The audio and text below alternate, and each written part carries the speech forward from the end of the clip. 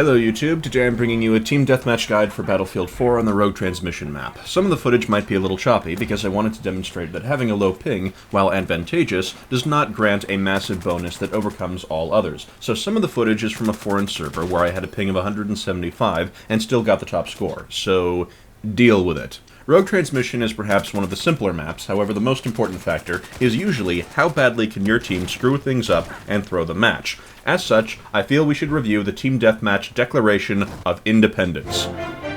We hold this truth to be self-evident, that not all teammates are created equal, and in fact most are pretty damn stupid.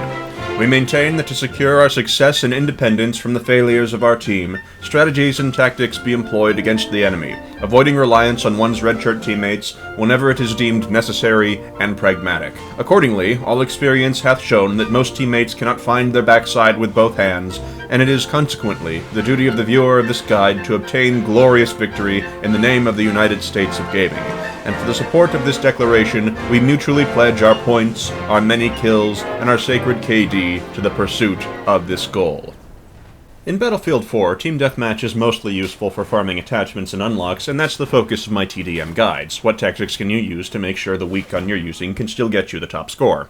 The map revolves around two large buildings, a tower and a slightly hilly area with flowers and kittens and such, with a few other small buildings lying around for cover purposes. Normally, when playing with high population, the two teams will wind up spawning behind either of the two large buildings, or one team in the hilly area and the other team in the two large buildings.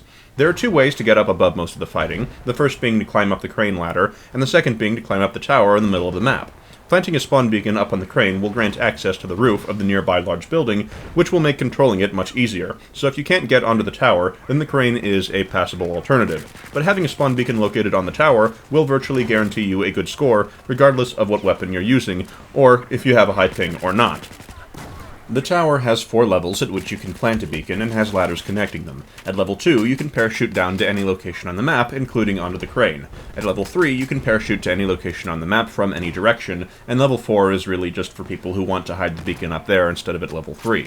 I strongly recommend you resist the urge to snipe from up on the tower, as this will do nothing but attract attention to where your beacon is and draw mortar fire, rockets, snipers, mavs, and anything else that could kill you and destroy your beacon. The ability to tactically reposition yourself to any location on the map is many times more useful than a high elevation sniper. If you do wish to obtain sniper rifle kills, I recommend placing as low zoom a scope as possible on it and using the tactical repositioning to flank and obtain kills with it from close range, or to parachute onto the rooftop of one of the two large buildings or the crane and snipe from there if you really want to. The strategy is very simple. Have beacon on tower, get top score. The ability to reposition yourself wherever you want is basically the match handed to you on a silver platter. The only real complications are getting onto the tower, protecting the beacon once it's there, and knowing how to reposition correctly.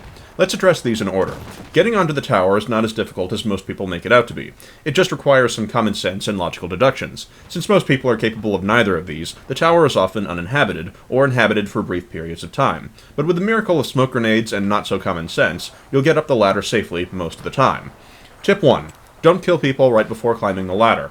It takes about 20 seconds to get up to the first level, and that's plenty of time in TDM for someone to follow you around as a ghost, watch you climbing the ladder, respawn, and then shoot you. Tip 2. Throw your smoke grenades intelligently. You should only be throwing them near where you get onto the ladder if reaching that point is actually dangerous. Normally, your smoke grenades should be going to positions where enemies that could see you climbing are at. Normally, this will be the second floor of the nearby buildings, but be sure to check your minimap. If you obscure the visibility of people that might actually see you and shoot at you, rather than people who are below you and won't look up to where you are anyway, then that'll go to great lengths to secure your safe passage up the ladder. Tip 3. Once up the ladder, plant your spawn beacon, check to make sure no one's following you, then parachute down, get a few kills, and respawn with another beacon in your inventory so you can climb the next ladder and plant it. This is to make sure you still have a beacon on the tower just in case you get sniped. Now let's move on to protecting the beacon. Once you're in a position to plant the beacon, always check to make sure you're not in a public squad. If you are, leave the squad, create one that's set to private, and then plant the beacon so that only you can spawn on the tower. Public players usually don't care about protecting your beacon, and most will start sniping from the tower, which will result in your beacon's death to mortar strikes or mav attack. If whatever weapon you want unlocks for isn't usable by recon, then you're going to need to play with a recon buddy, and hopefully you have one of those, otherwise you'll have to join a public squad. You can hide and reposition the beacon to various locations on the tower. At level 3, you can jump around to different sides, though you risk falling. Beacons located in these areas are seldom found, even when the tower has attracted attention. However, if the enemy team is actively spawning in an area that would face the location the beacon is hidden at, it's probably best to move it, since it can still be spotted from a long distance, so you should reposition the beacon occasionally. You can also put the beacon up on the 4th level, since a lot of people simply can't be bothered to go up all the way to check there, but that's a somewhat situational point, and most of the time, level 3 will do just fine. Jumping off the 3rd level and parachuting down to one of the less easily accessed faces of the 2nd level is also a worthwhile tactic for placing spawn beacons. It's also useful for clearing the lower levels of any enemies who might be getting the same idea as you. And that brings us to the 3rd category, tactical repositioning. Creative use of the parachute once you're up to the 3rd level can get you to any location on the map from any angle, and some parachute tricks are being demonstrated on screen. So long as you don't snipe from up on the tower and draw attention to the fact that you're parachuting down, you should be able to position yourself wherever you want completely unopposed. This allows you to land behind enemy lines and have a consistent surprise advantage. If you've got a beacon on the tower, you should usually have the top score on your team.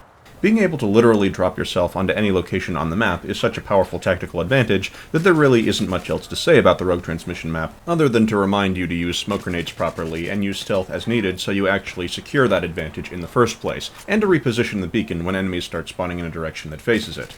Once the beacon's been planted at level 3 or above, you've been given the top score. Normally, people either throw the advantage away by drawing attention to the tower via sniping from it, or have teammates throw the advantage for them by doing the same. Or they otherwise forget to reposition the beacon, or to check for enemies coming up, and it gets destroyed.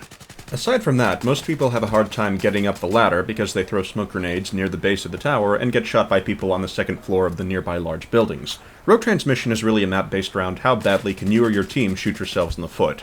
Sniping from the tower and keeping the ability to reposition yourself are usually mutually exclusive. The best defense your beacon has is that no one knows anyone's on the tower and you've attracted no attention to it. You can plant a claymore to kill someone who may be climbing up the ladder, but I prefer to throw motion sensor balls in various directions for minimap visibility to help reposition, and claymores are generally unnecessary if you remember to check the lower levels for potential enemies. You can check for enemies on lower levels while you're parachuting down quite easily. Aside from what's already been said, there really isn't much to say about the map since it's uncommon for either side to legitimately guard the tower, and there's nothing else outstanding about the map other than you can often prone crawl through grass around the map's edge without detection pretty easily as an alternative means of getting a beacon behind enemy lines to secure flanking maneuvers. Control of the tower is just so beneficial that it's really the centerpiece of the entire map. But if you have any questions about the map or related, feel free to ask in the comments section below. Thanks for watching, and I'll see you next time. Later, YouTube.